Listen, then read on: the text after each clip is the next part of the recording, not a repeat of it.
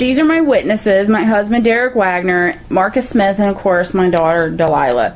They are going to direct and listen to my presentation about Amanda Knox's innocence.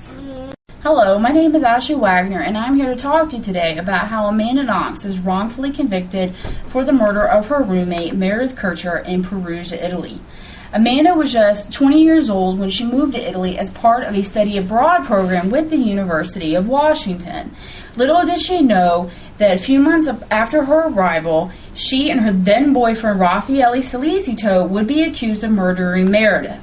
However, there is little substantial DNA evidence that proves Amanda and Raffaele murdered Meredith. Upon arrival to Italy, Amanda became roommates with Meredith, a British exchange student, and two other girls. In October of that same year, Amanda met Raffaele, an Italian-born student studying computer engineering. 6 days after Amanda and Raffaele began dating, Meredith's body was discovered murdered. On the morning of November 1st, 2007, Amanda and Raffaele returned home and found the front door open. Even though Amanda thought it was strange, she entered anyway to take a shower. She went to the second bathroom of the flat to blow dry her hair and then noticed that the toilet was left unflushed, and also realized that Meredith's bedroom door was left locked, which was unusual. Amanda and Raffaele decided to call the police. The Italian Postal Police arrived a few minutes later, saying they discovered two cell phones abandoned in the bushes of a nearby garden, one of which belonged to Meredith. They then forced open Meredith's bedroom door and discovered her body stabbed to death. Because of Amanda and Raffaele's peculiar behavior that day, the police quickly started pointing fingers at Meredith and Raffaele. As part of a 5-day grueling questioning session with the police, Amanda falsely accused her boss, Patrick Lumumba, of committing the murder. When Lumumba was cleared of any wrongdoing, Amanda wrote a formal apology stating that her accusations were, quote, made under the pressures of stress, shock, and extreme exhaustion.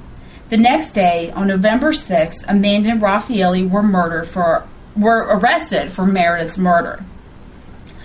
While investigating the bloody crime scene, investigators found a bloody handprint belonging to Rudy Gueda. Rudy's DNA was also found on and inside Meredith, as well as on Meredith's purse. He was also the one that used the unflushed toilet that Amanda had noticed earlier. Gueda had been extradited from Germany, to which he fled the day after Meredith was found murdered. After being confronted with the DNA evidence, Gueda said he met Meredith at a bar.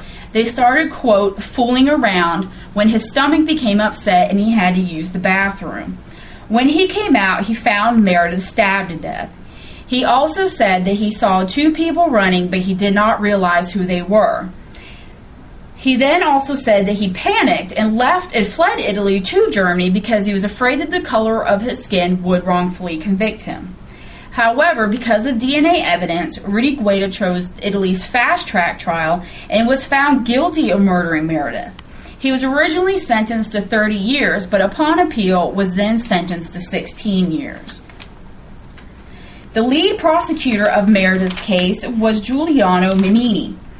During Meredith's trial, he was under investigation himself and later convicted for abuse of office and bugging journalists on a previous case.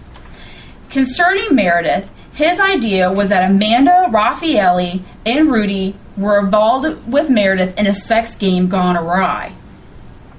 His theory was that the three of them wanted to have sex with Meredith and she was against it, and they then killed her. During the trial, crime scene evidence was used to prove the prosecution's case. The smoking gun was the knife they claimed was used to stab Meredith.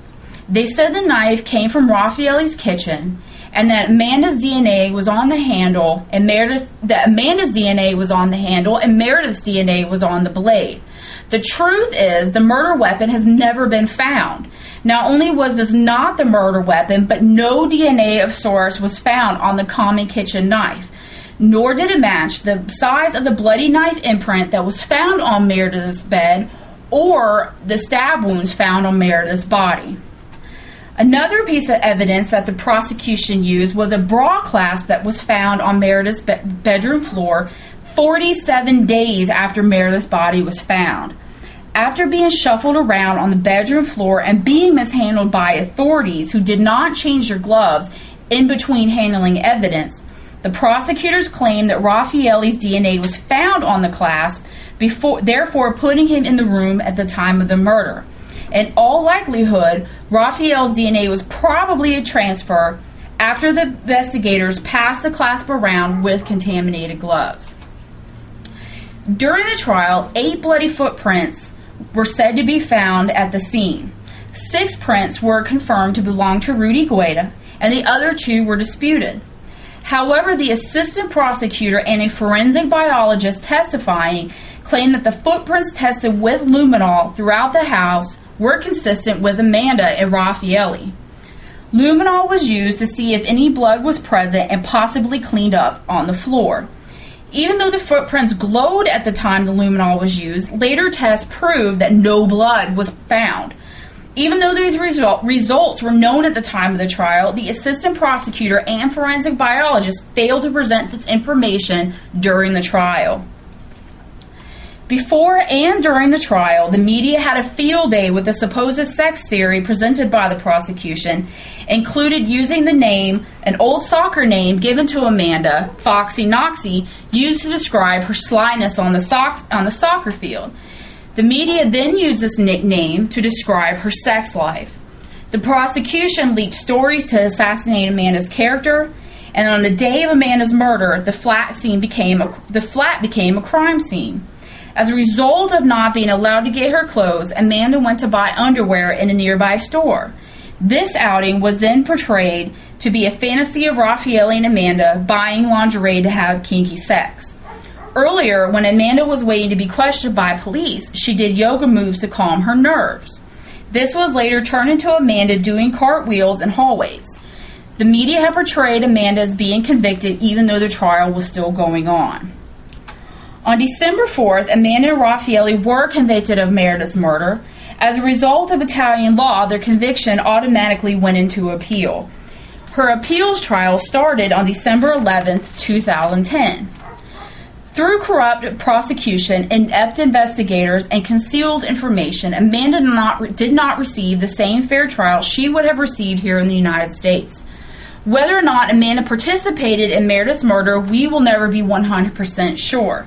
However, DNA evidence concludes that Amanda and Raffaele played no part in Meredith's death and that Rudy Guida most likely acted alone. I hope that by the proof of the lack of DNA evidence that I have shown, that this maybe has changed your mind about Amanda Knox. Thank you.